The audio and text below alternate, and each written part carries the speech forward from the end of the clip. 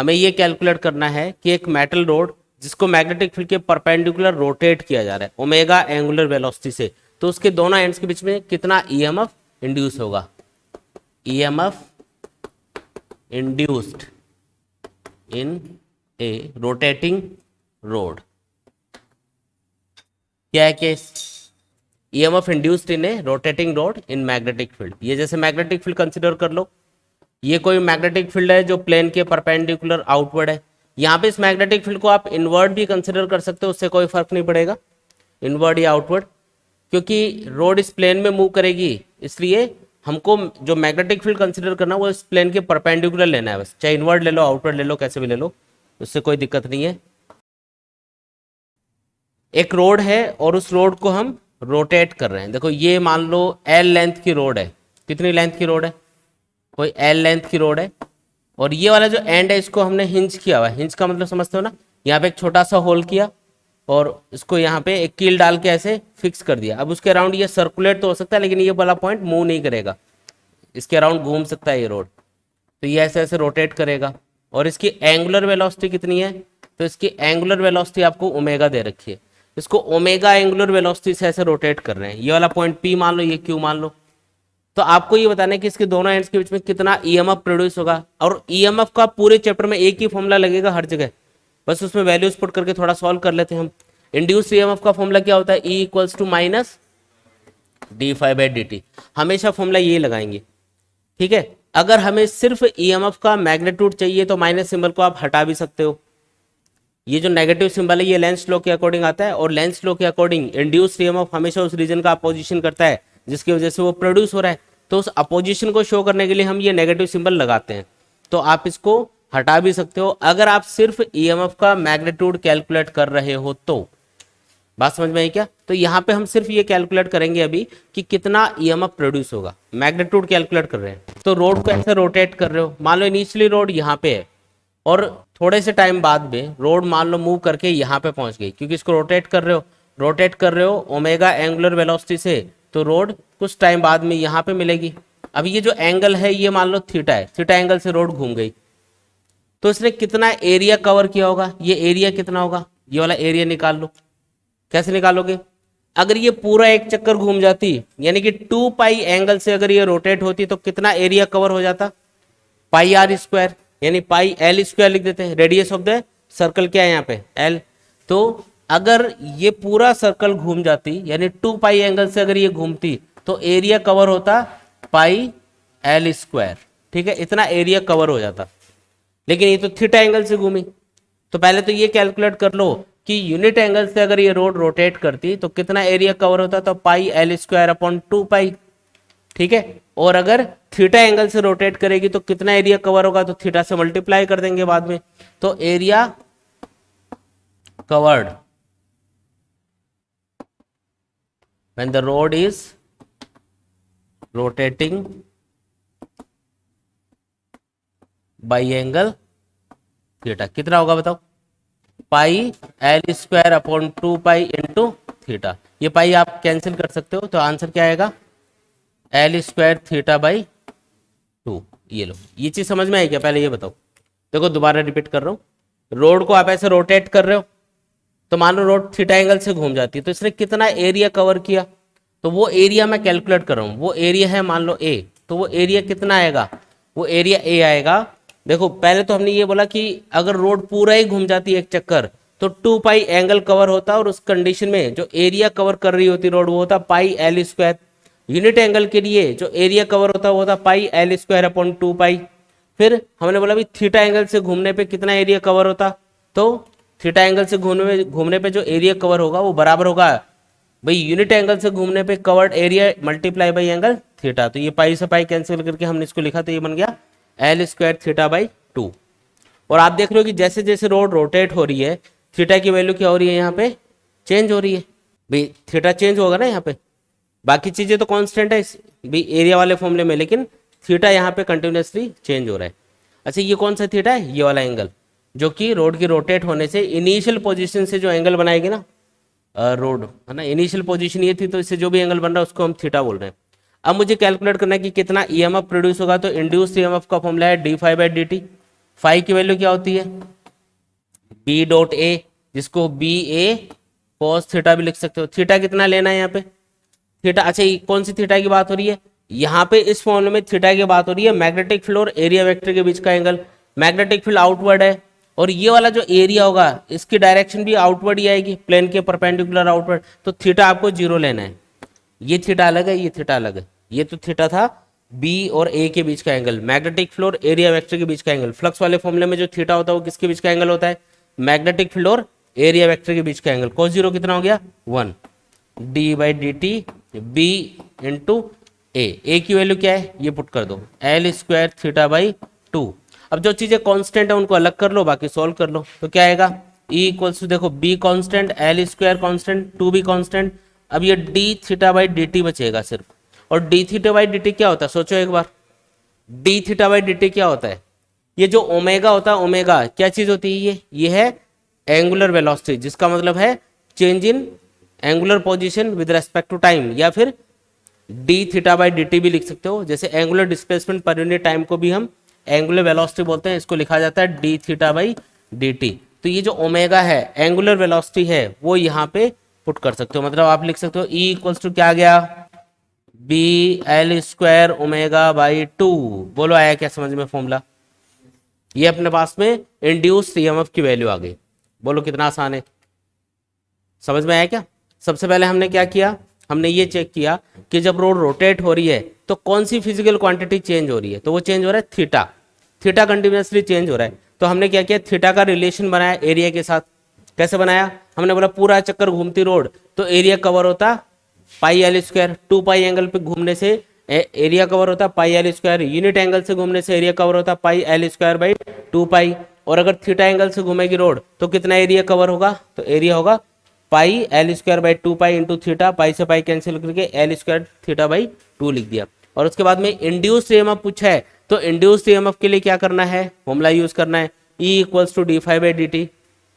Minus symbol क्यों हटा दिया यहाँ से, क्योंकि हम सिर्फ इंड्यूस्ड ईएमएफ का मैग्नीट्यूड देख रहे हैं कि कितना होगा, 10 होगा 50 होगा कितना होगा, इंड्यूस्ड ईएमएफ कितना होगा वो हमने कैलकुलेट किया है। अच्छा जब रोड ऐसे मूव करेगी तो उसका कौन सा सिरा पॉजिटिव होगा, कौन सा सिरा नेगेटिव, पॉजिटिव नेगेटिव का मतलब भाई रोड के दोनों एंड्स के बीच में एक पोटेंशियल डिफरेंस डेवलप हो रहा है, तो एक सिरा तो हाई पोटेंशियल पे होगा और एक सिरा क्या होगा, लो पोटेंशियल पे होगा। हाई पोटेंशियल वाले सिरे को क्या बोलते हैं पॉजिटिव, लो पोटेंशियल वाले सिरे को क्या बोलते हैं नेगेटिव। तो बताओ कौन सा प्लस कौन सा माइनस होगा, कैसे चेक करोगे, रोड कौन सी डायरेक्शन मूव कर रही है, ये ऐसे ऊपर जा रही है ना, रोड का मोशन किधर है ऊपर की तरफ, इसकी वेलोसिटी ऊपर की तरफ है, तो फ्लेमिंग राइट हैंड रूल लगा दो। फर्स्ट फिंगर किधर रखनी है, मैग्नेटिक फील्ड की डायरेक्शन यानी आउटवर्ड, और थंब को रखना है रोड के मोशन की डायरेक्शन में, रोड का मोशन हो रहा है ऊपर तो थंब ऊपर चला गया, तो देखो मिडिल फिंगर इधर जा रही है, इधर पी से क्यू की तरफ, यानी कि इस रोड के अंदर जो करंट इंड्यूस होगा वो पी से क्यू की तरफ होगा। तो बताओ पी वाला सिरा हाई पोटेंशियल पे या क्यू वाला सिरा, क्यू, याद है ना, जिस सिरे से करंट बाहर निकलेगा वो पॉजिटिव होगा, क्योंकि रोड यहाँ पे एक सेल या बैटरी की तरह काम करेगी, एक ईएमएफ के सोर्स की तरह काम करेगी, और ईएमएफ के सोर्स से यानी कि सेल या बैटरी से हमेशा पॉजिटिव टर्मिनल से करंट बाहर निकलता है। तो इस वाले सिरे से करंट बाहर निकलता हुआ दिखाई देगा तो इसको पॉजिटिव कंसिडर किया जाएगा, इसको नेगेटिव। लेकिन अगर ये क्लॉकवाइज घूमती तो उल्टा हो जाता, कैसे, फर्स्ट फिंगर आउटवर्ड, रोड का मोशन होता है नीचे की तरफ, अगर ये क्लॉकवाइज घूमती तो थंब नीचे चला जाता है ऐसे, तो मिडिल फिंगर क्यू से पी की तरफ आती, मतलब करंट इधर से इधर जाता, करंट इधर इंड्यूस होता, तो ये वाला सिरा पॉजिटिव ये वाला सिरा नेगेटिव। तो रोटेशन की डायरेक्शन पे डिपेंड करेगा कि इसका कौन सा सिरा हाई पोटेंशियल पे होगा और कौन सा लो पोटेंशियल पे होगा। बात समझ में आई ना। अब इसमें मैं एक दो स्पेशल केस बताता हूं आपको। आपने वो साइकिल वाला टायर देखा होगा, जो साइकिल वाला टायर है उसमें बहुत सारी ताड़ियां लगी होती है, स्पॉक्स लगे होते हैं। यहां तो हम एक सिंगल रोड को घुमा रहे हैं, मान लो मैं उस टायर को ही घुमा रहा हूं जिसमें एन स्पॉक्स लगे हैं, तो उसके सेंटर और रिम के बीच में कितना ईएमएफ प्रोड्यूस होगा ये आपको कैलकुलेट करना है। केस समझ में आया क्या। ये देखो ये है साइकिल वाला टायर, ये देखो कौन सा टायर है, ये साइकिल वाला टायर, और इसकी रेडियस मान लो एल, इसको घुमा रहे हैं ओमेगा एंगुलर वेलोसिटी से, सेंटर और ये जो रिम है इनके बीच का आपको जो ईएमएफ है, यानी इनके बीच में कितना पोटेंशियल डिफरेंस डेवलप होगा या कितना ईएमएफ इंड्यूस होगा, वो कैलकुलेट करके बताना है। ओ पॉइंट और पी पॉइंट मान लो भाई, ये सारी ताड़ियाँ देखो पी रिम से कनेक्टेड है, इसका मतलब इस पूरी रिम का पोटेंशियल सेम ही रहेगा। ये जितनी भी ताड़ियाँ ना देखो सारी की सारी रिम से कनेक्टेड है इधर, तो इस पूरी रिम का पोटेंशियल सेम होगा। भाई अलग अलग पोटेंशियल वाले अगर दो कंडक्टर्स को आप कनेक्ट कर देते हो तो उनका पोटेंशियल फाइनली क्या हो जाता है, सेम। तो यहाँ पे पूरी की पूरी रिम का पोटेंशियल, क्योंकि ये एक ही कंडक्टर है इसलिए इसका पोटेंशियल अलग अलग नहीं हो सकता, सेम रहेगा। सेंटर पे भी सेम पोटेंशियल होगा क्योंकि हर एक ताड़ी देखो सेंटर पे कनेक्टेड है। अच्छा एक चीज सोच के बताओ कि जितनी भी ताड़ियां लगी हैं सब की सब आपस में सीरीज में लगी हैं या पैरेलल में लगी है, बताओ। जितनी भी ताड़ियां लगी हैं सब सीरीज में लगी हैं या पैरेलल में। भाई हर एक ताड़ी देखो, हर एक जो स्पोक है उसको देखो आप, हर एक का एक सिरा तो सेंटर पे कनेक्टेड है और दूसरा रिम पे कनेक्टेड है और रिम आपस में कनेक्टेड है, तो ये तो पैरेलल कॉम्बिनेशन हो गया। इसका मतलब जितनी भी ताड़ियां लगी हैं सब पैरेलल में कनेक्टेड है। जो एक यहाँ पे स्पोक है या एक जो रोड है, ये वाली रोड कंसिडर कर लेते हैं। चलो ये जो ओपी रोड है इसकी बात कर रहा हूँ अभी, ध्यान से देखो। इसमें ईएमएफ कितना इंड्यूस होगा, तो इसमें जो ईएमएफ इंड्यूस होता है उसका फॉर्मूला अभी हमने डिराइव किया था, क्या था formula, B L square omega by 2। इतना ईएमएफ इंड्यूस होगा एक रोड के अंदर, इतना ईएमएफ इंड्यूस होगा। अब ऐसी एन रोड्स लगी है, कितनी रोड्स लगी है, एन। हर एक रोड के अंदर इतना इतना ईएमएफ इंड्यूस होगा क्योंकि सबके लिए सेम ही तो कंडीशन है।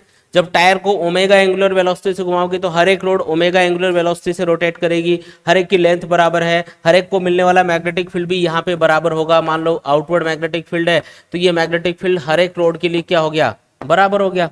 तो मैग्नेटिक फील्ड भी यहाँ पे क्या है, सबके लिए कॉमन है। तो हर एक रोड में जो ईएमएफ इंड्यूस होगा वो सेम होगा, ठीक है। अच्छा हर एक जो रोड है वो एक सेल की तरह बिहेव करेगी क्योंकि ईएमएफ प्रोड्यूस हो रहा है, तो इसका मतलब हर एक रोड एक सेल की तरह बिहेव करेगी। कौन सी डायरेक्शन में इसमें ईएमएफ इंड्यूस होगा, मतलब करंट की डायरेक्शन बताओ पहले तो। इंड्यूस करंट कौन सी डायरेक्शन में होगा, तो मैग्नेटिक फील्ड आउटवर्ड है, रोड का मोशन ऊपर की तरफ हो रहा है, इस रोड को देख रहे हैं हम लोग, तो मिडिल फिंगर जा रही है ओ से पी की तरफ, मतलब ओ से पी की डायरेक्शन में करंट इंड्यूस होगा। इसका मतलब ये वाला जो सिरा है ये पॉजिटिव होगा, ये क्या होगा, नेगेटिव। इस वाली रोड के लिए भी सेम कंडीशन होगी, इस वाली रोड के लिए भी सेम। मतलब हर एक रोड का सेंटर वाला जो पॉइंट है वो तो होगा नेगेटिव, लो पोटेंशियल पे होगा, और रिम वाला पॉइंट होगा हाई पोटेंशियल पे। अब मान लो हर एक रोड है वो एक सेल है, इसको रिप्लेस कर देते हैं। देखो समझना इस डायग्राम को, यहाँ पे मैं हर एक रोड को एक सेल से रिप्लेस कर रहा हूँ। किससे रिप्लेस करेंगे, एक सेल से रिप्लेस कर देंगे। हर एक रोड को एक सेल से रिप्लेस कर रहा हूँ।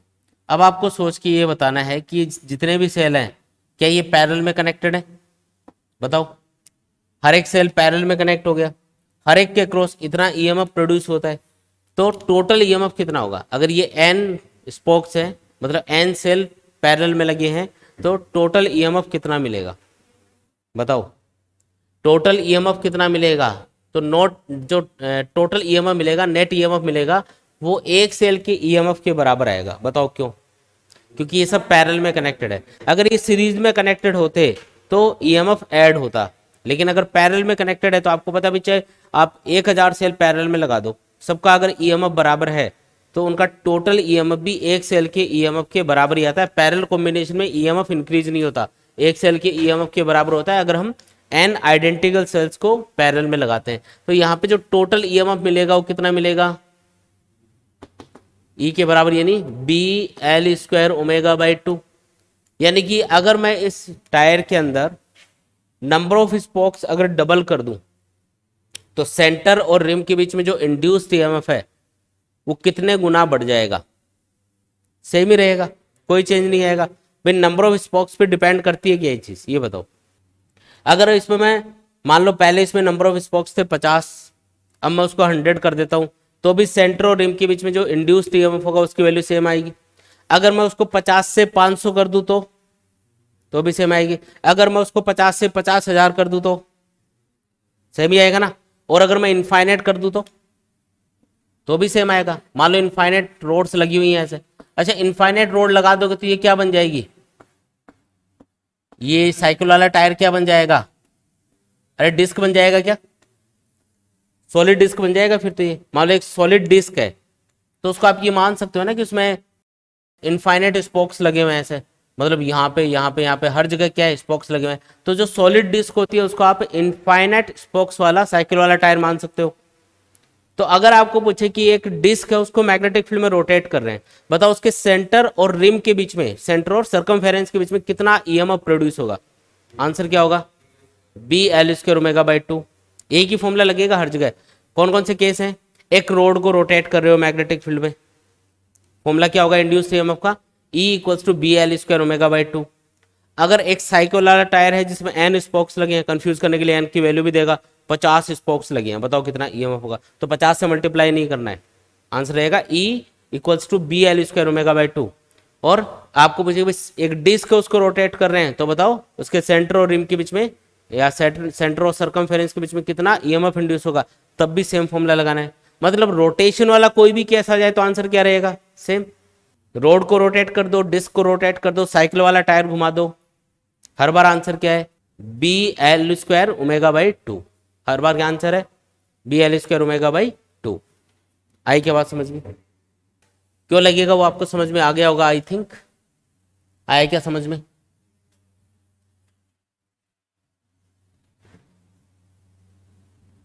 इसके बाद में देखो जो क्वेश्चन दे रखा है वो कर लेते हैं।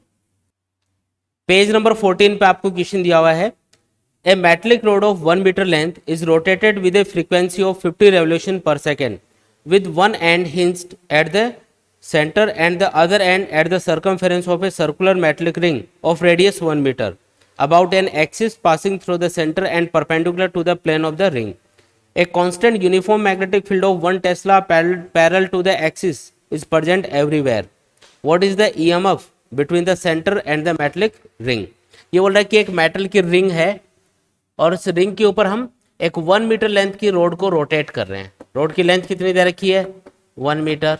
इसको फ्रीक्वेंसी 50 रेवोल्यूशन पर सेकेंड से रिवोल्व किया जा रहा है। फ्रीक्वेंसी का मतलब क्या होता है? कितने चक्कर पर सेकेंड ये रोड लगा रही है, उसको हम फ्रीक्वेंसी बोलते हैं। तो 50 रेवोल्यूशन पर सेकेंड हो रहे हैं इसके। लेंथ आपको दे रखी है। यहाँ पे ये जो रोड है जिस एक्सिस के अराउंड सर्कुलेट होगी, ये वाली एक्सिस के अराउंड सर्कुलेट होगी, तो इसी एक्सिस के अराउंड यहाँ पे हर जगह एक मैग्नेटिक फील्ड है।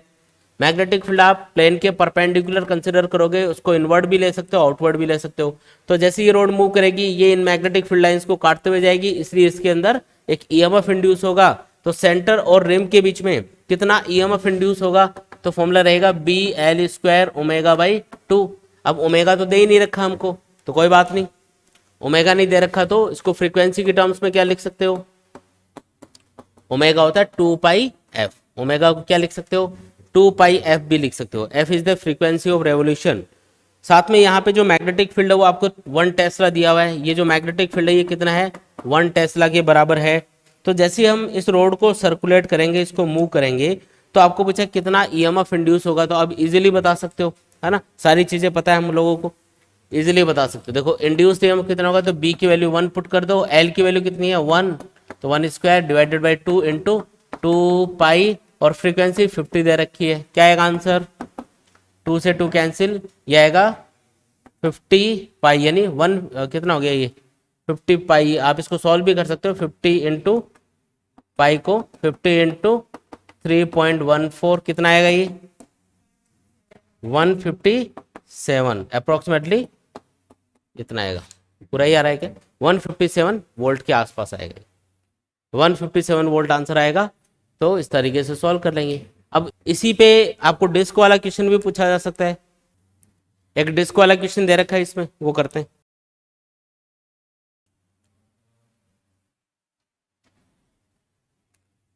अगला क्वेश्चन देखो, a circular copper disc of radius 10 centimetre rotates at a speed of 20 pi radian per second about an axis through its center and perpendicular to the disk. A uniform magnetic field of 0.2 Tesla acts perpendicular to the disk.